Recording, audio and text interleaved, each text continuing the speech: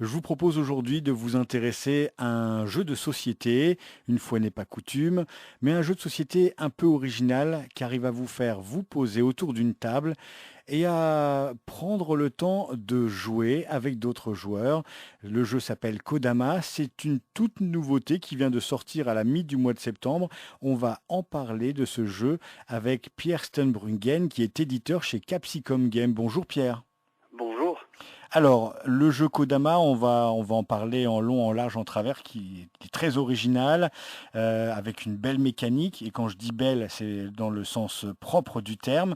Mais j'aimerais que vous me parliez de Capsicum Game.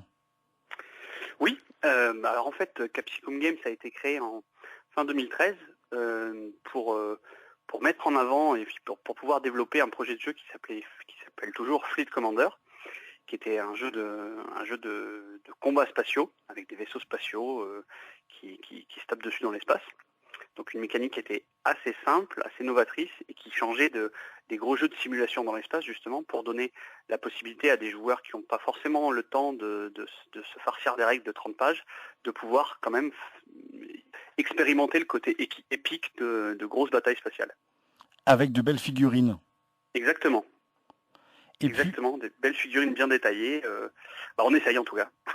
chez Capsicum Game, ce que l'on peut aussi remarquer, c'est que les différents jeux que vous éditez sont justement tous différents, plusieurs mécaniques, plusieurs univers.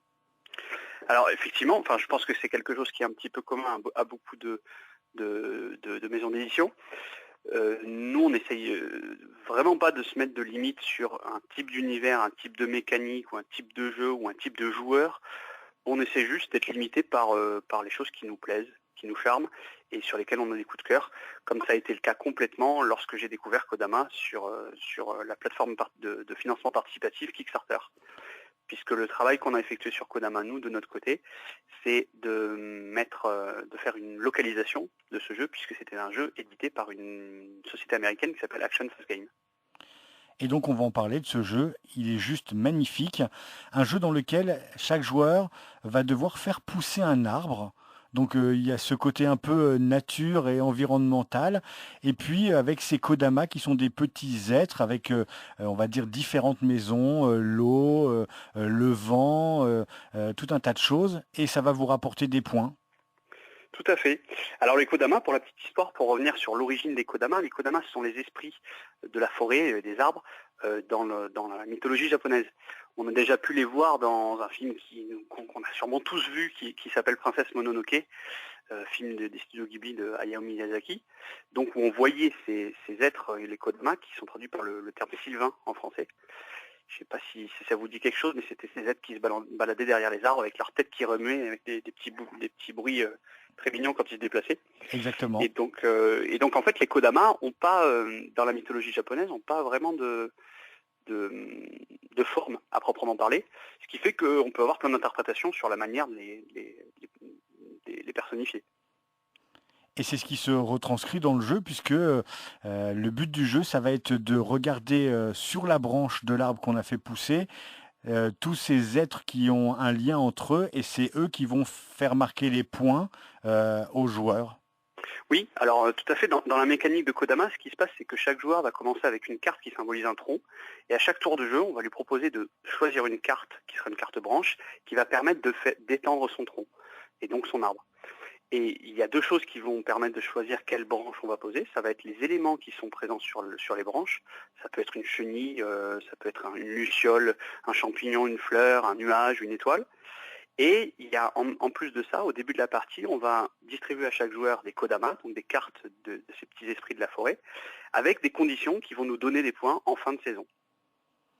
Et tout le jeu est fait autour on va dire, quelque chose d'intemporel et juste onirique dans le choix des couleurs, dans le choix des formes, dans le choix de la mécanique de jeu. C'est vraiment un jeu qui est fait pour jouer en famille. Alors on peut jouer que entre adultes, mais jouer en famille avec des plus jeunes, c'est vraiment une vraie partie de plaisir. Oui, c'est vrai que c'est un jeu qui est agréable, comme on en parlait tout à l'heure, où on est complètement dénué de toute notion de grosses compétitions, voire d'agressivité ou de quoi que ce soit dans ce sens-là.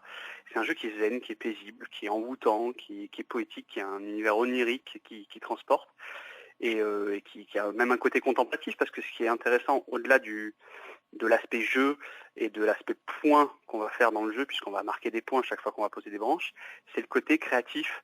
C'est-à-dire qu'à chaque fin de partie, on se rend compte que les gens, au-delà de leur score, vont regarder leur arbre et les arbres qu'ont fait les voisins. Dire, ah bah le tien il est joli, celui-là il part vachement en hauteur, celui-là il est très étendu sur les côtés, ou celui-là tu l'as fait tout rabougri, on dirait un bonsaï. Et voilà, il y a un côté, une histoire qui se crée, et puis des jolies choses à chaque fois. Les enfants adorent vraiment cet univers. On a l'impression que travailler justement pour les enfants, ça apporte toujours un petit plus au jeu. Alors c'est même les deux, parce qu'en fait, de toute façon, je pense que quand on fait des jeux, on travaille pour les enfants. Même si c'est pas les enfants au niveau de l'âge, c'est l'âme d'enfant qu'on a tous gardée, quel que soit le type de jeu. Et là, encore plus, puisque forcément, on est dans un univers qui rappelle les contes enfantins ou des choses comme ça. Mais de toute façon, vraiment, c'est une chose qui est importante, même quand je parlais de Fleet Commander tout à l'heure, pour revenir dessus, sur le côté combat de vaisseaux spatiaux, ben finalement on fait des batailles comme on avait fait quand on était gamin, avec des vaisseaux qui se tirent dessus, les gentils, les méchants, les combats dans l'espace, ce genre de choses-là qui rappellent tous les univers qu'on a connus étant enfant et qui plaisent encore aux enfants d'aujourd'hui. Alors, Kodama vient juste de sortir, c'est exactement le 16 ou le 19 septembre. Le 16 septembre, exactement. Le 16 septembre. Le prix de la boîte de jeu. Le prix conseillé en boutique est de 22 €. Voilà, donc autant se faire plaisir, c'est très abordable. Vous reconnaîtrez facilement cette petite boîte, il y a des petits êtres blancs dessus, c'est écrit Kodama facilement. C'est donc chez Capsicum Game. Capsicum Game qui nous prépare une surprise pour octobre avec un jeu qui s'appelle Noxford. Exactement. Un univers totalement différent. Ah ouais, on est dans un univers totalement différent, là, on est dans un univers steampunk, c'est-à-dire de l'ère industrielle, l'ère victorienne, mais avec des notions de science-fiction, comme on peut avoir dans des univers de Jules Verne ou des choses comme ça. Et dans Oxford, en fait, on prend la tête d'un syndicat du crime qui va essayer d'étendre son influence sur une ville qui va se créer petit à petit avec des cartes qu'on va poser et qui va s'étendre et qui va pouvoir être déplacé au gré de mécanismes, de rouages qui sont dans les entrailles de la ville. Un jeu qui sortira courant octobre. Qui sortira le 14 octobre précisément. Merci Pierre Stenbruggen, je rappelle que vous êtes éditeur chez Capsicum Game. Il y a un site internet qui est tout simple, www.capsicumgames avec un S à games.com. Il y a même une page Facebook à suivre absolument pour tout savoir. Et on vous invite, si vous voulez vous poser vraiment autour d'un jeu de société, à faire la connaissance de ce jeu qui s'appelle Kodama avec un K, Kodama. Merci beaucoup Pierre. Merci Xavier.